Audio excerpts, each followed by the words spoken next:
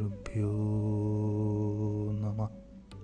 गुरु ने कहा, जैसे बच्चे मन की इच्छाओं के अनुसार खेलते हैं, उनमें से प्रत्येक का जन्म हुआ और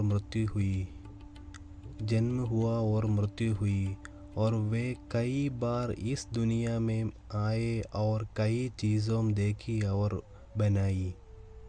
लेकिन एक बात किसी को समझ में नहीं आती है कि कोई भी एक समझने की पूरी कोशिश क्यों नहीं करता है कि यह दृश्यमान ब्रह्मांड और वह स्वयं किसके लिए है।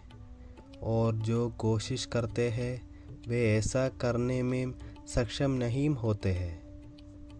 इसे संभव बनाना वास्तव में हमारे लिए समझने का सही पाठ है।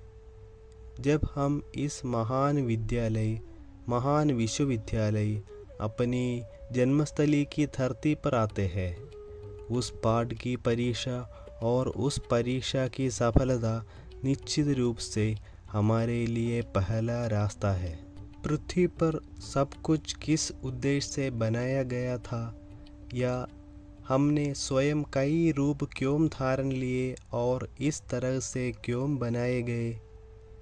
हम मुक्ति को तभी समझ सकते हैं जब हम इसके पीछे की पूरी जानकारी प्राप्त कर लें। जब कोई उस मुक्ति चेतना में चलता है तो उसे मोक्ष के द्वार का एहसास होता है और उसे खोलने का एक रास्ता मिलता है। उसके लिए आप जो कुछ भी जानते हैं वह ऐसा हो जाता है जैसे आप सब कुछ जानते हैं, और गुरुपद के माध्यम से उस चेतना को महसूस करना ही स्वस्वरूप दर्शन की आवश्यकता है। आगे की चर्चा में इस बारे में विस्तार से बताया जाएगा।